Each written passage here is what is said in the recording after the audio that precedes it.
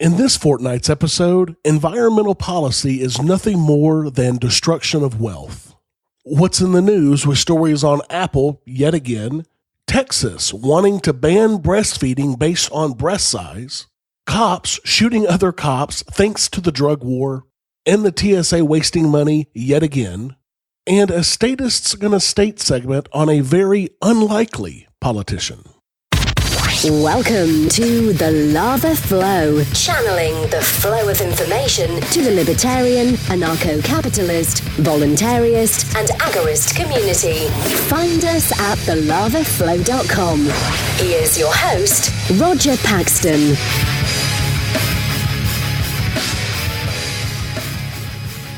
Thank you for joining me this week. Coming to you from the state that holds the world record for the highest wind speed ever recorded over land at 231 miles per hour on Mount Washington.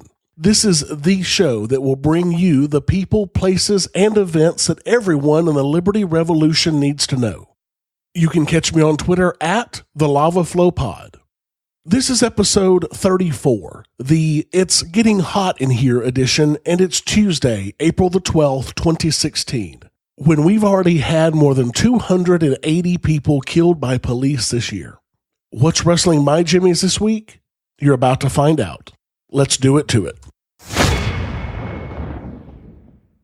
Global climate change. We've been hearing for decades that it was going to end life on Earth as we know it. First, in the 70s, we were told to expect an ice age because of man destroying the Earth. Then it was global warming because the temperature trends started going up instead of down. Now it's global climate change because temperatures have remained fairly steady for the last 15 years. But it's all a big fraud designed to do one thing: destroy wealth. And they've been telling us this for years, but we haven't been listening. Investors Business Daily reports that a former United Nations climate official, Ottman Edenhofer, is spilling the beans. Edenhofer said, quote, "One has to free oneself from the illusion that international climate policy is environmental policy. This has nothing to do with the environmental policy anymore, with problems such as deforestation or the ozone hole. We redistribute de facto the world's wealth by climate policy." Keep in mind that Edenhofer co-chaired the UN's Intergovernmental Panel on Climate Change Working Group Mitigation of Climate Change from 2008 to 2015. So presumably, this man knows what he's talking about. And if you think that maybe he just misspoke, consider that a little more than 5 years ago, he also said that, quote, "The next World Climate Summit in Cancun is actually an economy summit, during which the distribution of the world's resources will be negotiated," end quote. And he's not the only climate expert to make such claims. Last year, Christiana Figueres, Executive Secretary of UN's Framework Convention on Climate Change, made a very similar statement. Quote, "This is the first time in the history of mankind that we are setting ourselves the task of intentionally, within a defined period of time, to change the economic development model that has been reigning for at least 150 years since the Industrial Revolution," she said in anticipation of last year's Paris Climate Summit. Quote, "This is probably the most difficult task we have ever given ourselves, which is to intentionally transform the economic development model for the first time in human history." Ask yourselves this: if they were truly concerned about climate change, and if they truly believed that carbon dioxide from humans were the cause, would they allow third world countries to emit as much carbon dioxide as they wish? Of course not. It is not about climate change or global warming or anything to do with the climate. It is about control and egalitarianism, plain and simple. They honestly believe that the quickest way to make people equal is not by bringing up the lowest among us. They believe it is by bringing down the highest among us. Edenhofer says the wealthy nations deserve having our economic growth choked because we, quote, "have basically expropriated the atmosphere of the world community." Yes, he said that we should have our economic growth choked It's not about the climate. It's about the economy. But haven't we heard that 97% of scientists agree that global climate change is real and that it's man-made?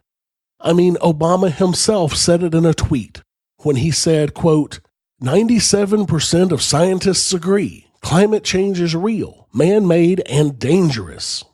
First of all, it's not 97% of scientists, it's 97% of climate scientists is the original claim. Secondly, nowhere in the literature that talks about this does it say anything about it being dangerous, as Obama says, but of course he's a fearmonger. And let's just say that even if 97% of climate scientists did agree, or even 97% of scientists, does that make it right? This is a logical fallacy, specifically Argumentum Ad Populum, or the bandwagon fallacy. Consensus is not science. It is logically fallacious because the mere fact that a belief is widely held does not necessarily guarantee that that belief is correct. If the belief of any individual can be wrong, then the belief held by multiple people can also be wrong. And we've seen this in the past. I would imagine that somewhere in the neighborhood of 97% of scientists once believed that the earth was flat, or that the sun revolved around the earth. But let's take a closer look at that statistic, that 97% of climate scientists agree that human beings are the main cause of climate change. Where did this number come from? It came from a paper authored by John Cook in 2013, where he claims to have, quote, found that over 97% of papers surveyed endorse the view that the earth is warming up and human emissions of greenhouse gases are the main cause. Now, this is a fairly clear statement. 97% of the papers surveyed endorsed the view that man-made greenhouse gases were the main cause, main in common usage, meaning that more than 50% of the cause of global warming or global climate change. But here's what Forbes had to say about this number. Quote, but even a quick scan of the paper reveals that this is not the case. Cook is able to demonstrate only that a relative handful endorse the view that the earth is warming up and human emissions of greenhouse gases are the main cause. Cook calls this explicit endorsement with quantification. Quantification meaning 50% or more. The problem is only a small percentage of the papers fall into this category. Cook does not say what percentage, but when the study was publicly challenged by economist David Friedman, one observer calculated that only 1.6% explicitly stated that man-made greenhouse gases caused at least 50% of global warming. Where did most of the 97% come from then? Cook had created a category called explicit endorsement without quantification. That is, papers in which the author, by Cook's admission, did not say whether 1% or 50% or 100% of the warming was caused by man. He had also created a category called implicit endorsement for papers that imply but don't say that there is some man-made global warming but don't quantify it. In other words, he created two categories that he labeled as endorsing a view that they most certainly didn't. The 97% claim is a deliberate misrepresentation designed to intimidate the public. And numerous scientists whose papers were classified by Cook protested this. Dr. Richard Toll said of Cook's classification of his paper, quote, Cook's survey included 10 of my 122 eligible papers. 5 of 10 were rated incorrectly. 4 out of 5 were rated as endorsed rather than neutral. And on Twitter, Dr. Toll sent this to one of the authors of the paper claiming a 97% consensus, quote, I think your data are a load of crap. Why is that a lie? I really think so. Dr. Craig Idso said, quote, this is not an accurate representation of my paper. It would be incorrect to claim that our paper was an endorsement of CO2 inducing global warming. Dr. Niv Shaviv said, quote, nope, it is not an accurate representation. Science is not a democracy. Even if the majority of scientists think one thing, and it translates to more papers saying so, they aren't necessarily correct. Dr. Nicola Scafetta said, quote, Cook et al. Is based on a straw man argument. What my papers say is that the IPCC view is erroneous because about 40 to 70% of the global warming observed from 1900 to 2000 was induced by the sun. And these are just a few of the scientists listed in this 97% total. Many more have spoken out as well. In the show notes to this episode at thelavaflow.com/34, there is a link to a page with many more such comments by scientists that are included in this paper. I'm certainly not saying that we shouldn't take care of the earth. I'm a conservationist, but I am certainly not an environmentalist. The earth has survived events that are multiple times worse than anything that man can do to it. Exercise your free market muscles by going to thelavaflow.com/support and giving a per episode donation of as little as $1 an episode, or use Bitcoin. Get exclusive content, rewards, and help the Lava Flow become fiscally neutral while providing you more content. thelavaflow.com/support. What's in the news? The news you need to know from a libertarian perspective. In more Apple security news, as I mentioned last episode, the FBI dropped their case trying to get Apple to develop a crack into the iPhone of one of the San Bernardino shooters. When they dropped this case because they found another way in, the fear was that they found a security flaw into all iPhones. Now we know that that is for sure the case. As The Guardian reported on Friday, the FBI now faces a series of tough questions after it announced to the world that it has a technique for hacking into Farouk's iPhone, something Apple says shouldn't be possible on current models without a user's passcode. Naturally, a lot of other people, from local police to parents, say they could benefit from this technology as well. The technique is a closely guarded secret at FBI headquarters. It probably relies on a security flaw in Apple's mobile operating system. Because of that, the Bureau realizes that the more widely it's shared, the more likely Apple could learn about the technique and patch it. Such a calculus can be hard to fathom for people who just want access to a locked iPhone. A father in Italy is asking Apple to unlock his dead son's phone so he can reminisce through his son's stored pictures, or he will try to find whatever tool the FBI used. On Wednesday, a local prosecutor in Arkansas told the Associated Press that the Bureau had agreed to share its technique with him in a murder case involving an iPhone and an iPad. And the FBI is signaling that it plans to continue working with law enforcement to crack iPhones because, quote, the absence of lawful critical investigative tools due to the going dark problem is a substantial state and local law enforcement challenge. As has been our long-standing policy, the FBI will of course consider any tool that might be helpful to our partners, the agency said in a letter sent to local police throughout the nation. Quote, please know that we will continue to do everything we can to help you consistent with our legal and policy constraints.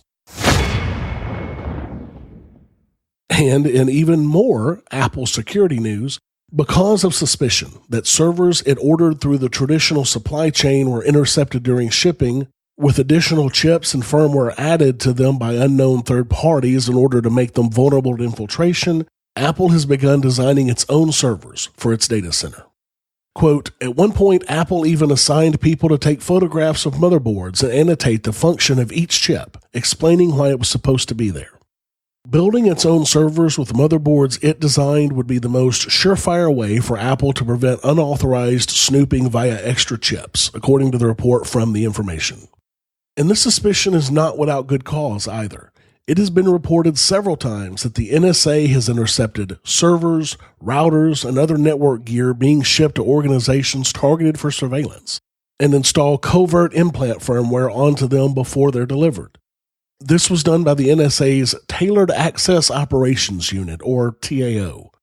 An NSA manager describes the process. Quote, here's how it works. Shipments of computer network devices, servers, routers, etc., being delivered to our targets throughout the world are intercepted.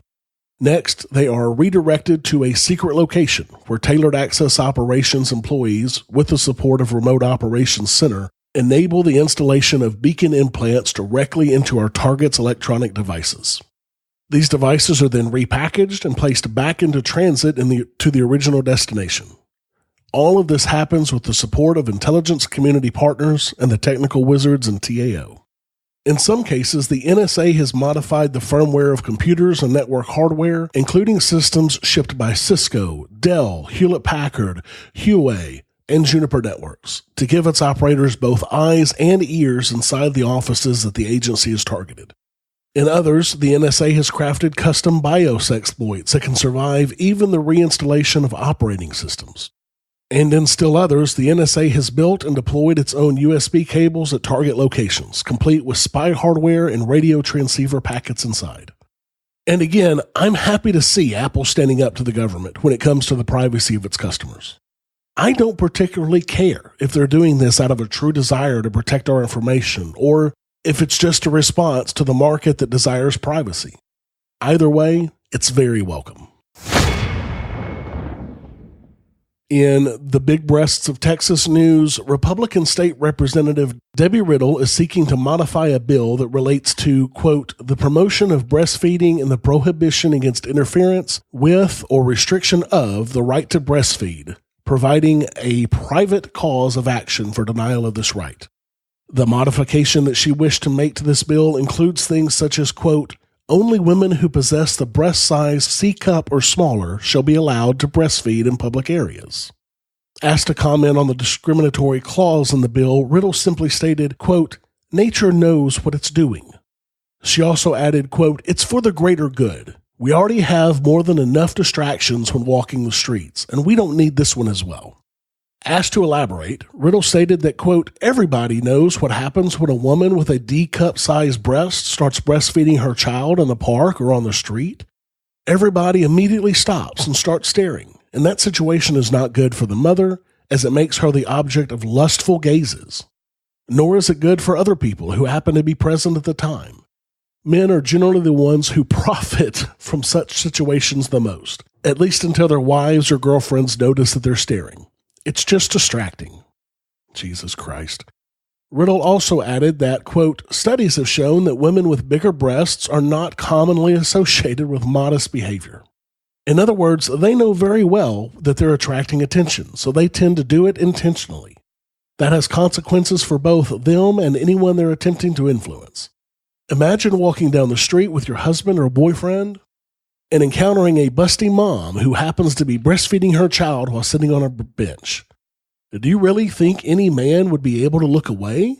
On the other hand, women who have a C-cup bra size or smaller are not that interesting, which means they're not in danger of distracting any passerby. That's just common sense, she argued. Common sense? Really? Apparently common sense is something that Debbie Riddle is severely lacking. Either way, I've been around women with large breasts breastfeeding several times, and let's be clear about this. There is nothing sexy about a breastfeeding woman. It's not a sexual act, and the breast is not a sexual organ. Breastfeeding is natural and has been done for millennia in public, and it harms no one. We cannot allow our puritanical evangelicals in this country to continue with this nonsense, especially when she is literally saying that women with bigger breasts are sluts, and that they do this intentionally, and that women with small breasts are not interesting. Give me a break.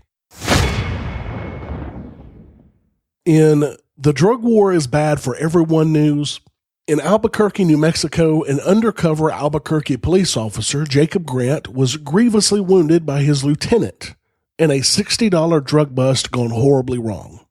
Now, this happened actually over a year ago, but the video from the event has just now been released, which is why we're talking about it today.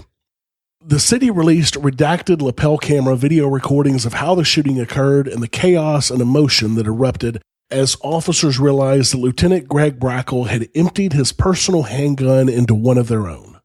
The video release came one day after the city settled a lawsuit Grant had brought against the city by agreeing to pay $6.5 million. Grant will also receive lifetime coverage for medical expenses and disability retirement. Grant was shot 8 times with hollow point .45 caliber rounds, and most of his vital organs were damaged. He's been through at least 13 surgeries, and his lawsuit said that he will have medical problems for life. Brackle, the shooter, retired from the department last month, just days before the Police Oversight Board announced that it had reviewed the video and evidence of the shooting and recommended that Brackle be fired for violating numerous policies in the shooting. So far, there have been no charges in this case, but that's not unusual in Albuquerque. There are at least 30 police shooting cases by Albuquerque police officers, Bernalillo County Sheriff's Office deputies, and deputy U.S. Marshals in which the district attorney hasn't officially decided if officers will be charged yet. Some of these shootings date back to 2013, according to the office's records. I highly recommend watching this video if you can. It is linked in the show notes to this episode at thelavaflow.com/34. It's pretty graphic, so don't watch it if that stuff bothers you. This just shows that the drug war is not just bad for us regular citizens, but it's also bad for the cops, who are being caught in their own crossfire. This is why every day there are more cops speaking out against the drug war and calling for its end. To put this in perspective, this particular shooting incident involved a buy worth $60 of meth. $60 worth. And a man is now disabled for life.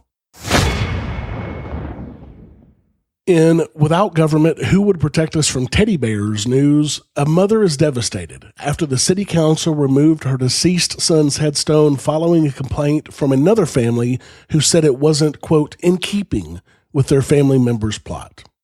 Max Corbett Gardner was only 4 years old when he died from complications related to severe epilepsy. His mother, Jo Corbett Weeks, scraped and saved for nearly 3 years to get an almost $5,000 specially made headstone of a teddy bear holding a star inscribed with a heart-touching tribute to her son. On what would have been Max's 7th birthday, Jo had the headstone installed as a special present to him. 3 days later, it was gone, stolen by the Malvern City Council. Why? Because a single person complained. Apparently, some busybody who should mind their own fucking business takes exception to either teddy bears or stars. Quote, "We have a conformity of shapes in our lawn cemetery. We were contacted by people who objected to the shape," a Malvern Town Council spokesman explained to the BBC. "The longer it stayed up, the harder the process would have been. Or you could have just told busybodies to suck it up and not look at it if it bothers them that much." In Wasting My Money news, the TSA spent a total of $1.4 million with IBM for a contract to create a randomizer app for iPads to tell people which lane to go through when they reach security. This randomizer is supposed to make it impossible for people to skip random checks.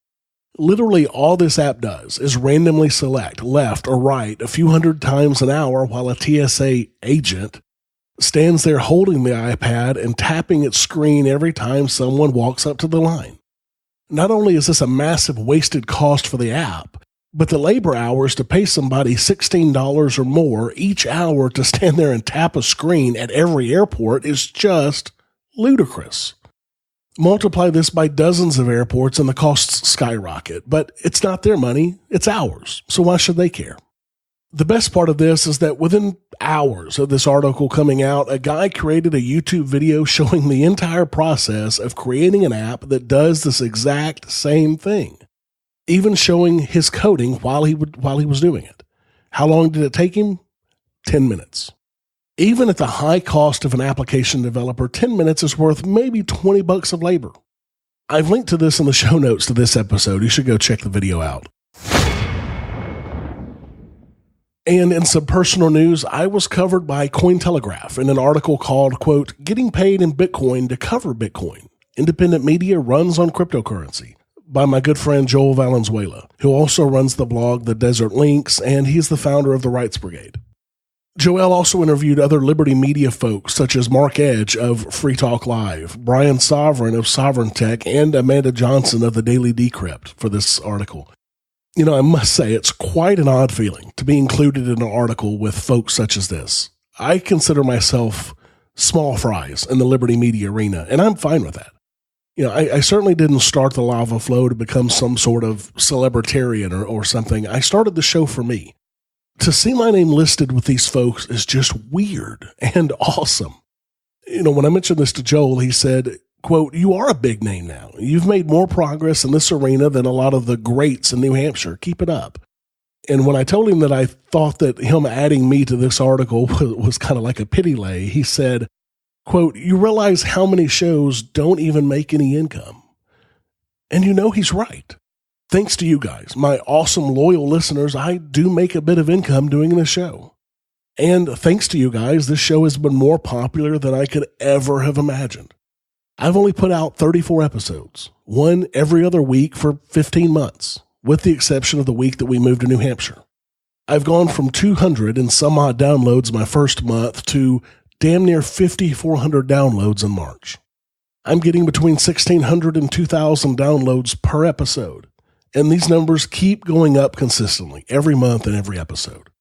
Thank you all for continuing to listen and share my show, and thank you to the many folks who have made that income possible by donating to the show. If you're interested in seeing this article by Joel on me and the Lava Flow, you can check it out in the show notes to this episode at thelavaflow.com/34. Also, I'm part of a new podcast project talking about life and liberty in the Free Coast area of New Hampshire. It's called the Free Coast Freecast, and it includes a few of my good friends. Cord Bloomquist is the host, and let me tell you, he is one funny motherfucker. Mike Vine and Nick Boyle provide other commentary and bring their own segments to the show every week. I record the show in my home studio, and sometimes I pipe in as well when I can't stand being silent for very long. Matt Carano patiently edits the show and puts out a great master of it every episode. By the time you hear this episode of The Lava Flow, the third episode of the Free Coast Freecast will be out. There's a new episode every 2 weeks, and you can subscribe to the show using iTunes, Stitcher, and any other podcatcher. Check it out when you get a chance, please. Have you subscribed to The Lava Flow on iTunes or any mobile device yet? Then what's wrong with you? Go to thelavaflow.com/subscribe so you don't miss a minute of the show. And while you're subscribing, make sure to leave me a 5-star rating and review the show to help others find our podcast. thelavaflow.com/subscribe. America, America, America, fuck yeah, coming again to save the motherfucking day, yeah, America, fuck yeah, freedom is the only way, yeah, terrorists, your game. Statists got a state. I took some time out and watched the first part of the Stossel Libertarian Party presidential debate this past weekend, and I must say I never thought I would be talking about it in this segment. Statists gonna state? But unfortunately, that's where I find myself. As many of you know, I was a big supporter of Gary Johnson in 2012 after he won the LP nomination. I voted for his opponent and my friend Arlie Wrights for the nomination, but that didn't stop me from supporting Johnson heavily after he won the nomination. There were a few things that Johnson said that I wasn't 100% thrilled with, like his support for the fair tax, but I still gave him my support. I was also put off a bit by his comments about banning the burqa to 3 different reporters on the day he announced his candidacy this time around. But I was still withholding judgment until I could learn more. After watching the first part of this debate, I now know more, and it is not pretty. Full disclosure, I'm actually recording this before watching the second part of the debate, even though the second part of the debate will be out several days before this episode. I'm recording this episode early because I'm going with my family to an indoor water park for a few days during the weekend and week of the release of this episode. So next week, I'll be coming back to talk about the second half of this debate in the next episode. So let's talk about some of the statist comments that Johnson made in this debate. He is calling for Congress to declare war on ISIS because that's just what we need, another endless war in the Middle East. Has he learned nothing from the last 15 years, or is he just pandering to racist voters and trying to follow Trump's lead on sowing division and hatred for votes? I just don't get this. My biggest issue with him in this debate was that he flat out said, in response to a direct question from Austin Peterson, that a Jewish baker should be forced to bake a cake for a Nazi. I shit you not. I almost came out of my shoes when I heard him say that. I had to rewind several times to make sure. This is a simple issue. Force is wrong. And forcing someone to do anything for another man is slavery, plain and simple. This is the perfect example of people calling for positive rights and not understanding that positive rights strip rights away from others by force and are therefore illegitimate. And another place in the debate that he completely lost me is that because it may be a bit inconvenient to change language in several laws to get the government out of marriage, he doesn't support that. However, he does support marriage equality. Well, I'll be goddamned. He basically said that he doesn't support liberty because it may be a little bit inconvenient. What the actual fuck? I mean, I much prefer Thomas Jefferson's quote on liberty and inconvenience when he said, quote, "I would rather be exposed to the inconveniences attending too much liberty than those attending too small a degree of it." Yes, liberty is going to be inconvenient, folks. Yes, it's going to be tough. And yes, it may be uncomfortable. But it is morally the only choice, and we cannot select an LP candidate who doesn't understand that. And the final straw for me was when he said that he not only supported equal pay for equal work, but would keep an open mind to legislation forcing that on employers. It shows that he not only has a fundamental misunderstanding of basic economics, but also a fundamental misunderstanding of libertarianism, the free market, and the non-aggression principle. But we'll come back to the nap in a few minutes. Now, it wasn't all bad. He did say some good things in this debate, but nothing that would separate him from his opponents, which is why he's now at the bottom of my list of the top 4 candidates. It's so bad that, frankly, I can't even see voting for him in the general election if he wins the nomination. That will be tough for me. I should not have to hold my nose when voting for a Libertarian Party candidate. I may just not vote if he gets the nomination. I don't know yet. But let's talk about some of the good things that he said. He said that he would cut all foreign aid because it is used more to prop up dictators than to help people. Absolutely. But Austin Peterson made the same claim, and this should be a no-brainer for any libertarian candidate. He also said that he was against the death penalty. But again, this is a no-brainer, and all the other candidates said the same thing. He also confronted his personal cannabis use head-on, saying that he joins 130 million other people who use cannabis, and he believes legalizing cannabis would lead to less substance abuse. Again, well done here, but nothing that any other candidate hasn't said before. But outside of this debate, and outside the topic of banning the burqa that we discussed previously on this show, what other problems does Johnson have? Now, I mentioned earlier that we would come back to the non-aggression principle, which is the underlying principle of libertarianism, and the pledge that must be signed by members of the Libertarian Party, including, presumably, Johnson himself. In March of this year, at the Pennsylvania LP Convention, Larkin Rose asked the LP candidates at the debate if they abide by the NAP, and if they thought the NAP was compatible with the U.S. Constitution. This is a long quote, but I'm going to read it verbatim anyway. Johnson said, quote, "This is one of those questions where America, or me anyway, it just goes over my head.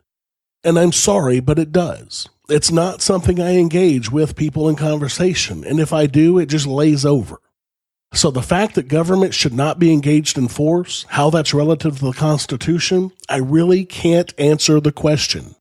I'm not smart enough to answer the question." One of the debate moderators reminded him at this point that the NAP is a basic libertarian principle and that anyone seeking the LP nomination should be able to answer that question. His response to that was, "I know I should, but I can't. I hear what you're saying. But these are the questions that I think people get. That you knee-jerk the answer and then you end up having to explain something you can't explain. It's not something I relate to. Sorry, but it's not. It just goes right over my head." I really hope that some delegates to our LP National Convention in Orlando later this year are listening to this show. If a basic and fundamental principle of libertarianism goes over his head, how can you vote for him to be our nominee? If he can't understand what babies understand, that it is not okay to hit or to steal, then how can we trust him with being the voice of our party during this election? Sadly, even though I supported him strongly 4 years ago, I don't think that we can give him that nomination. This was the nail in the coffin for me. And finally, my last criticism of Johnson actually comes from a good friend of mine, Thomas Knapp. Thomas Knapp is the man behind the Napster blog at knappster.blogspot.com. He also does the Napster podcast on iTunes and SoundCloud, and my favorite part of his activism is the William Lloyd Garrison Center for Libertarian Advocacy Journalism, where he writes articles that get picked up by mainstream papers, and picked up a lot. He is doing real outreach with this project with his sharp, witty, and always on-point articles. I think this is very important work that should be supported by libertarians, which is why I support him financially each month, and I think that you should check it out too at thegarrisoncenter.org. Now, back to the point, Tom pointed out in a recent article on his blog that Johnson is hugely in debt with his campaign. But what's even worse is that he has lied about it to the FEC and to the Libertarian Party, apparently. Now, I could give two shits that he lied to the FEC, but lying to the LP to get the nomination is beyond the pale. I'm going to read excerpts directly from Tom's blog. In 2012, Gary Johnson ran for president as a Republican and racked up six figures in campaign debt before dropping out of the Republican Party, declaring his candidacy for the LP's nomination, and dismissing questions about his campaign debt by assuring libertarians that could help him get a government welfare check, matching funds from the Federal Election Commission, to erase that debt. He got the nomination, he got the welfare check, then he ran his general election campaign 7 figures into debt which remains unpaid to this very day, all while campaigning as the fiscally responsible presidential candidate. On April 20th, 2012, Johnson's campaign committee filed its FEC report for campaign activity up through the end of March of 2012. That report declared that the campaign had an outstanding debt of $152,000 and some change. 2 weeks later, in early May, Johnson received the Libertarian Party's 2012 presidential nomination. Later that month, in the campaign's FEC report for the period up through the end of April, it reported a similar debt level, $150,000 and some change. Between receiving the LP's nomination and the end of 2012, the Johnson campaign received approximately $550,000 in matching funds courtesy of U.S. taxpayers, a welfare check. A break from the timeline for one important point of information. When a campaign receives federal taxpayer money in the form of matching funds, it is required to use that money to pay off campaign debt before it can use it for anything else. No problem. The campaign's debt as of April-May 2012 was only about $150,000. So that left a lot of Uncle Sugar's money to do other things with, right? Well, no. Because now we come to the next point in the timeline.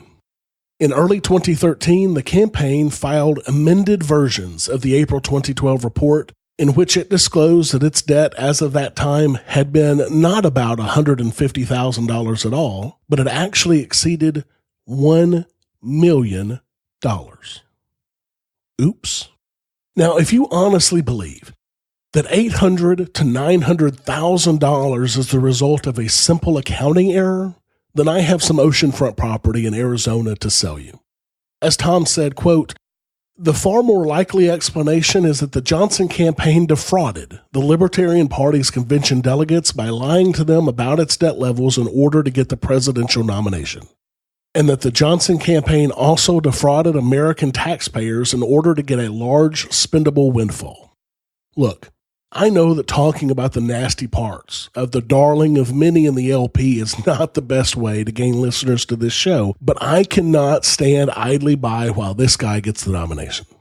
I am under no illusions that my podcast will have much, if any, effect on the nominating convention, but I can certainly hope that it will at least reach some delegates before the end of May. So that leaves us with a question. But if not Johnson, then who deserves that nomination? So this segment will be the first of 4 segments that I'll be doing over the next 4 episodes of this show, highlighting a single candidate for the LP nomination. I plan to hit the top 4 current candidates. I've already done Gary Johnson, that you just heard. I'll follow up this one with John McAfee, Austin Peterson, and Darrell W. Perry, not necessarily in that order. And I honestly hope that I don't have to do any more of these other candidates under this Statists Gonna State segment title. That would just depress the hell out of me. Once all of these are done, I'm considering dropping in a special episode of this podcast in the feed with all 4 of those segments put together as a single go-to source for people who want to hear the ins and outs of the candidates before the upcoming LP National Convention the last weekend in May.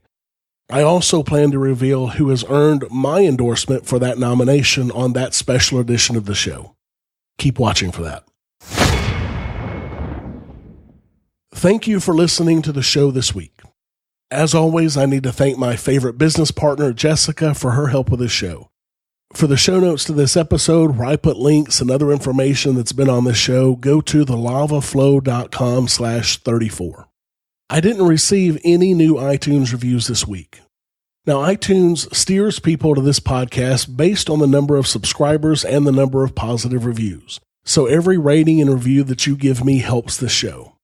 Go to thelavaflow.com/iTunes today and give me a rating and a review. Thank you. I also don't have any new supporters this week. So if you want more of the Lava Flow and to keep this show ad-free, exercise your free market muscles by going to thelavaflow.com/support and giving a per episode donation of as little as $1 an episode using Federal Reserve notes through Patreon or Bitcoin through Coinbase. There are monthly costs associated with doing this show, and I need additional equipment to continue making this show better for you every single episode. I'm now at a total of $74.50 per episode. That's basically 3/4 of the way towards me bringing you more content. We're almost there. Help me reach that first goal. Until next time, keep striking the root. Thank you for listening to The Lava Flow at thelavaflow.com. Don't miss an episode. Subscribe now at thelavaflow.com/subscribe. This has been a Pax Libertas Productions podcast.